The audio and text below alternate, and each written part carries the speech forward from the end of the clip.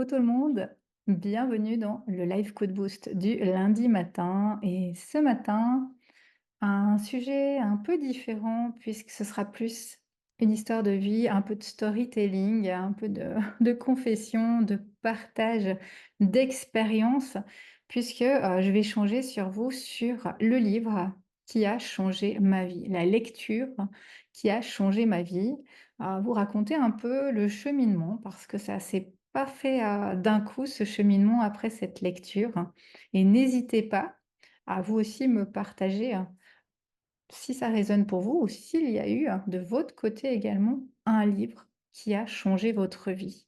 Donc chez moi, le livre qui a changé ma vie, c'est celui de Bronnie Ware, que vous avez si jamais dans les commentaires, avec le contenu qui s'appelle Les 5 regrets des personnes en fin de vie. N'hésitez pas à me dire si vous avez déjà lu ce livre.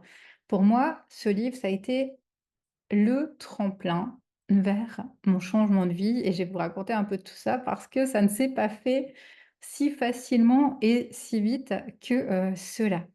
Mais dans ce live, je vais vous partager ces 5 regrets et un peu comment, petit à petit, j'ai été vers mon changement de vie suite à des événements de vie et à l'écho de ce livre, Les 5 regrets des personnes en fin de vie.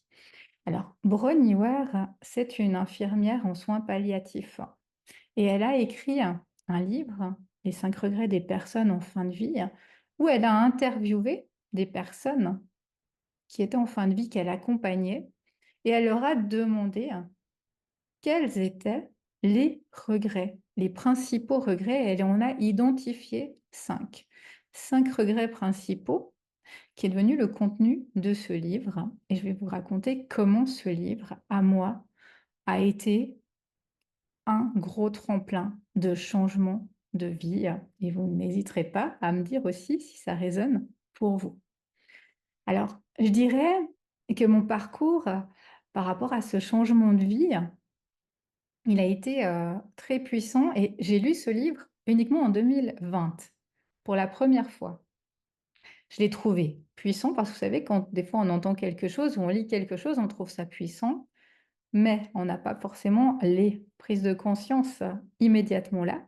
Donc en 2020, j'ai lu ce livre que j'ai trouvé incroyable, qui m'a parlé, bien sûr, comme plein d'autres livres où je me suis dit ah oui, il faut faire quelque chose, je ne veux pas être comme ces personnes. Mais, parce qu'il y a un mais, j'ai pas du tout passé à l'action à ce moment-là. C'était juste comme ça, j'étais certainement pas prête à aller vers cette action à ce moment-là. Et j'ai gardé un peu ce livre, en me disant: «C'est des belles théories, hein, la théorie, c'est toujours génial, inspirante, mais non appliquée, hein, vraiment».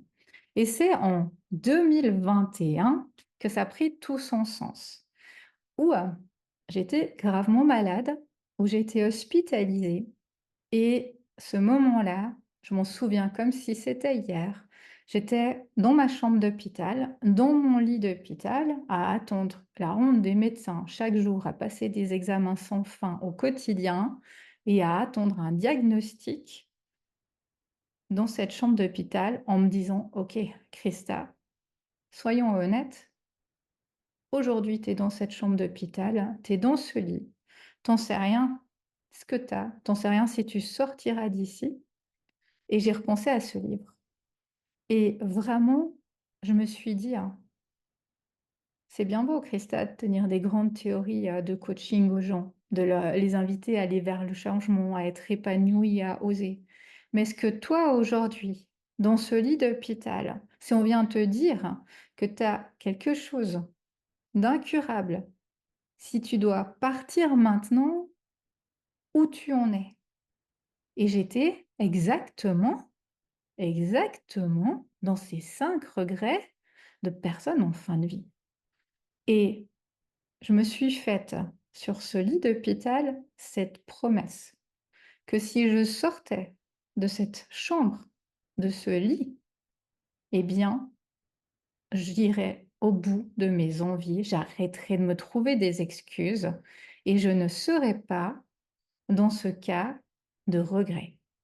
Alors c'est ce qui s'est passé puisque je suis sortie, de, ma chambre, d'hôpital et je suis allée voir ma direction et j'ai annoncé ma démission à ce moment-là. Donc vraiment, ce livre, pour moi, lié à cet événement de vie, hein, m'a permis de prendre la décision. Et j'ai fait là, peut-être vous avez déjà écouté mes interviews audacieuses sur YouTube, j'ai interviewé bientôt 70 personnes, 70. Il n'y a pas une seule personne qui n'a pas eu un déclencheur pour le changement. Il y en a peut-être, hein, mais dans mes interviews audacieuses, des 70 que j'ai eues aujourd'hui, pas une seule personne n'a eu un déclic un matin en se disant: «Je quitte tout». Ça a tout le temps passé par une épreuve, différente selon les situations. Pour moi, ça a été la maladie, mon épreuve.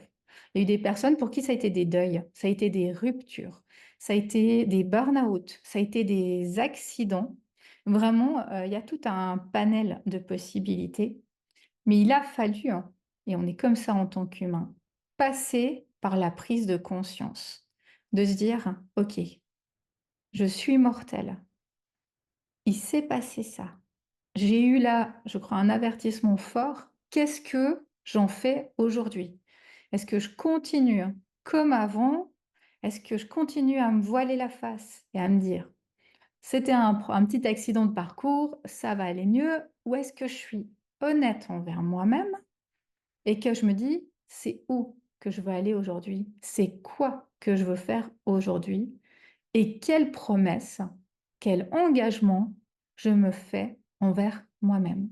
C'est la question que je vous pose aujourd'hui, de l'autre côté de l'écran. Si je suis honnête avec moi-même, si vous êtes honnête avec vous-même ce matin, est-ce que vous êtes dans ma situation?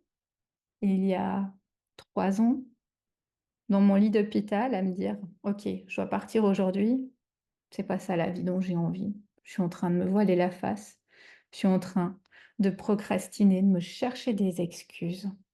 Maintenant, j'y vais». Et vraiment, je vous invite à être honnête envers vous et à faire en sorte que ce ne soit pas trop tard. Et c'est là que ce livre, à moi, il m'a marquée.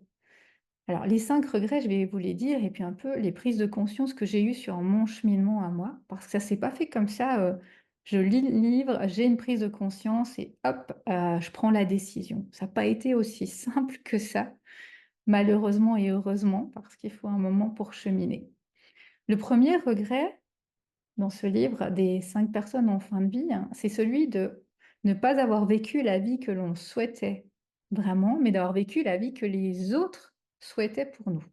J'étais exactement moi dans ce cas de figure, à avoir une vie en apparence, tout ce qu'il y a de plus simple, de plus facile, un bon travail, des études. Moi, j'ai toujours été la bonne élève, la gentille fille, tout a coulé de source. Alors ça n'a pas été facile, mais j'adorais l'école. J'ai beaucoup travaillé pour faire des études universitaires.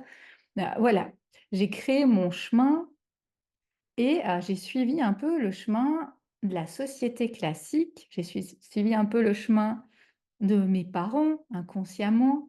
J'ai suivi un peu le chemin d'un parcours un peu, idéalisé, jusqu'à plus de 30 ans. Quand j'ai eu ces problèmes de santé, c'était l'année de mes 40 ans. Donc pendant des années et des années, pour moi, j'étais dans ce cheminement qui me semblait juste, qui me semblait bien et où j'étais, et j'insiste aussi sur ça, loin d'être malheureuse, mais où je n'avais pas du tout travaillé sur moi. Je ne me connaissais pas, j'avais pas du tout cette connaissance et ces éléments et où finalement, j'étais pas dans une vie, mais dans une survie. J'étais dans des routines, j'étais dans un quotidien d'une société qui nous a un peu formatés à cela, mais qui n'était pas forcément moi. J'avais fait des études, J'avais un bon poste de travail que j'aimais beaucoup. J'avais un enfant, un chien, un jardin, une maison, une belle voiture, vraiment tout ce qui va avec les grands clichés. Mais dans mon lit d'hôpital, quand je me suis posé la question en toute honnêteté, eh bien, c'était pas la vie, hein, qui était ma vie idéale. C'était pas la vie dont je rêvais. C'était pas le fait d'avoir une belle maison et une belle voiture, un chien et un jardin qui me rendaient heureuse. Et là, vraiment, ça a été le déclencheur, le début de tout un cheminement qui s'est fait étape par étape. Et c'est pour ça que je vous le disais en début de ce contenu, de ce live, que les choses, elles prennent le rythme, le bon rythme pour vous. La théorie, c'est toujours génial. Les livres, les lives, les histoires des autres, c'est toujours inspirant. Moi, j'adore écouter des histoires des autres, lire sur des personnes inspirantes. Mais notre histoire, il n'y a que nous qui pouvons la créer quand c'est le bon moment. Donc pour moi, ça a été le gros déclic et ça a été ce regret-là. J'étais exactement cette personne. Si Bronnie Ware, c'était mon infirmière, qu'elle me posait la question sur mon lit d'hôpital en 2021, et vous, Christa, si vous devez partir demain, c'est quoi votre regret?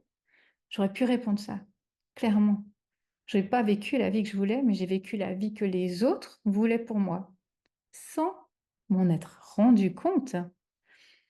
Et ensuite, vraiment, ce passage à l'action qui a fait que, oui, hein, j'avais des peurs, mais pour moi, cette promesse que je me suis faite là, elle ne pouvait plus partir. La seule plus grosse peur que j'avais finalement, c'était de ne pas avoir osé aller au bout de mes rêves ce jour-là. Et quand je suis sortie de cette chambre d'hôpital, hein, bah, je peux vous dire que j'étais très, très stressée. Il y avait plein de peurs, j'avais plein de schémas, de films mentaux, hein, vraiment qui venaient, de me dire: «Mais, je vais quitter un emploi, une sécurité, si ça marche pas, comment je vais faire?» et cetera. Mais cette force, cette envie, hein, d'aller au bout de mes projets, elle avait tellement été puissante dans ce moment qu'il y a plus rien qui ne pouvait m'arrêter. Là, c'était en juin quand j'étais hospitalisée. Il y a eu l'été. En août, je suis retournée à faire ma dernière rentrée. Je savais que c'était ma dernière rentrée. En octobre, je suis allée à la direction dire que moi, je démissionnais. En février, j'ai donné ma lettre de démission. Donc vraiment, je savais que ça allait être ce moment-là. Et je vous promets que quand vous le savez, il n'y a plus rien qui peut vous arrêter. Et oui, il y aura tout le temps des peurs, il y aura tout le temps des doutes, mais cette force, cette confiance que c'est ça le bon choix, il est là et vraiment, vous allez le voir, que vous allez pouvoir le faire. Et aujourd'hui, hein, ça fait maintenant 2 ans que j'ai démissionné définitivement, en 2022. Ça a été ma troisième non-rentrée. Ça fait 2 ans que je vis de mon activité, que j'ai rencontré des personnes incroyables, que j'ai eu des opportunités de malades qui sont venues pour moi. Donc vraiment, vraiment, osez, osez passer à l'action, osez aller vers vos rêves. Donc pour moi, ça a été le premier regret et ça a été le gros déclic. Le deuxième regret qu'il y a dans le livre de Bronnie Ware, qui moi, m'a parlé et où j'ai cheminé également, c'est celui de: «J'aurais aimé ne pas travailler aussi dur». Celui-là, je l'ai eu plus tôt, cette prise de conscience. C'était pas un regret, ça a été une prise de conscience, c'est quand j'ai eu ma fille en 2014. Jusqu'à la naissance de ma fille, mon travail, c'était vraiment très important. Pour moi, je me donnais mais à 1000% dans mon job. Clairement, j'étais le bon employé, le bon prof. Mes cours, ils étaient préparés de A à Z. Les élèves, je les adorais. Vraiment, je faisais tout pour que les cours, ils soient passionnants. C'était quelque chose vraiment d'important. Je suis partie en congé maternité. 6 mois plus tard, je suis revenue. Eh bien, grosse prise de conscience.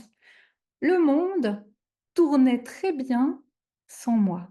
L'école, mes collègues, mes élèves étaient très heureux sans moi et j'étais loin, mais loin d'être irremplaçable. Donc ça a été, cette grosse prise de conscience en 2014 où je me suis dit: «Mais en fait, toi ou les autres, c'est la même chose. Arrête de te croire irremplaçable. C'est pas le cas. Arrête aussi de vouloir plaire à tout le monde, de chercher cette reconnaissance des autres. Vis pour toi». Et deuxième chose, c'est que moi, j'avais qu'une envie à ce moment-là, c'était d'être avec ma fille. J'avais qu'une envie, c'était de rentrer du job pour la retrouver. J'avais qu'une envie, c'était de pouvoir avoir du temps avec elle. Et mes essentiels, à ce moment-là, ils ont changé. Ça a été une autre grosse prise de conscience qui m'a amenée à mettre le focus sur moi et non sur les autres, sur l'image toujours un peu de ce driver, soit parfait, soit gentil, mais vraiment de me dire: «OK, c'est quoi que j'ai envie de donner, comme couleur à ma vie? C'est quoi que j'ai envie de donner comme importance à ma vie?» Et là, pour moi, c'était, d'être avec ma fille, de lui donner, une éducation, qui soit juste, qui soit alignée, je me disais toujours, «Quelle image de mère, de femme j'ai envie de donner à ma fille? Qu'est-ce que je veux qu'elle ait comme modèle?» Parce que nos enfants finalement, ils modélisent, qui l'on est. Et ça a été pour moi le gros déclencheur de toute ma formation plutôt de coaching. C'est là que j'ai commencé à vouloir contribuer à plus grand, que toute seule dans ma salle de classe, je me sentais trop petite et pas, si utile que ça.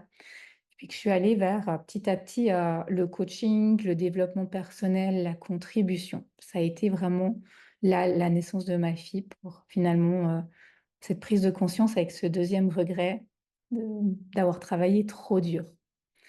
Le troisième regret, qu'il y a dans ce livre des personnes, en fin de vie, c'est j'aurais aimé avoir le courage d'exprimer mes sentiments. Ça a été quelque chose aussi de très fort dans mon développement personnel, où j'avais des croyances incroyablement fortes que il fallait pas montrer ses sentiments, qu'il fallait pas être vulnérable, que moi j'étais quelqu'un de fort, que j'avais pas besoin des autres. Et pour la petite anecdote, quand je suis partie faire du coaching, c'était pas pour moi que j'allais faire du coaching, c'était pour me former, pour accompagner les étudiants que j'avais. Jamais de la vie, mais jamais, je ne serais allée faire du coaching pour moi. Parce que moi, en toute sincérité, dans mes croyances de l'époque, je n'avais pas besoin de coaching, je n'avais pas besoin de l'aide des autres, je me débrouillais toute seule depuis toujours et le coaching, les thérapies, c'était pour les autres, pas pour moi. D'ailleurs, je peux vous promettre qu'en formation, à chaque fois qu'il y avait quelqu'un qui devait aller faire un exemple, dans ma tête, je me disais: «J'espère que c'est pas moi. J'ai pas envie de devoir aller raconter ma vie devant les autres. Moi, c'est pas pour moi ces trucs. Je suis venue là pour apprendre du coaching, pas pour travailler sur moi». Bah, je peux vous dire que je suis pas ressortie la même chose à la fin, mais j'avais vraiment ces croyances très, très ancré. Et là, j'ai découvert que la vulnérabilité, c'était certainement la plus grande force qu'on puisse avoir. Que travailler sur soi, c'était ce qu'il y avait de plus puissant. Aujourd'hui, je suis accompagnée depuis des années par des mentors, par des coachs, par du soutien.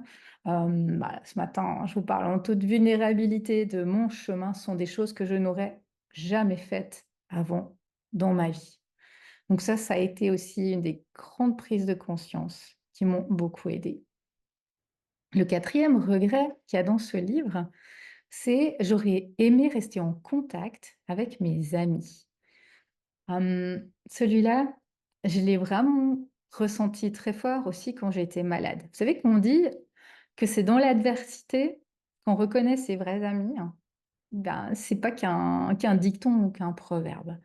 Quand je suis tombée malade, j'ai vraiment pu voir les personnes qui étaient là pour moi. Les personnes, et il y en a eu beaucoup, les personnes qui m'ont écrit, les personnes qui m'ont soutenue, les personnes qui sont venues me voir à l'hôpital, qui m'ont demandé, des nouvelles. Et ces vrais amis, hein, c'est des gens qui étaient dans ma vie, depuis des années, avec qui j'avais pas forcément, des contacts tous les jours ou c'était, dans l'année, c'était ponctuel, c'était des vraies et c'est encore de vraies relations et je dirais que l'amitié, c'est quelque chose qui s'entretient. Les relations avec les autres, c'est des choses qui s'entretiennent et là, je l'ai vraiment vu, hein, à ce moment-là, cette importance d'être entouré et d'être entouré de belles personnes et d'être entouré autant pour partager, hein, de beaux moments que dans ces moments-là de difficulté. Et puis le dernier, regret qui est présent dans ce livre, c'est: «J'aurais aimé m'autoriser à être plus heureux». Ce regret-là, il a aussi été fait un peu en amont de la maladie, dans le travail sur moi. Mais vraiment, j'ai pris conscience à un moment de cette course effrénée vers le soi-disant bonheur. Que j'avais plein de croyances que c'est parce que j'aurais une belle maison, parce que j'aurais une belle voiture, parce que j'aurais une vie de famille, un chien, un jardin, que je serais heureuse. Et finalement, à mes 32 ans, j'avais tout ça. Mais j'étais pas pour autant plus heureuse. Et j'ai pris conscience de cette course effrénée dans le matérialisme de notre société. Elle est faite comme ça, hein, la société.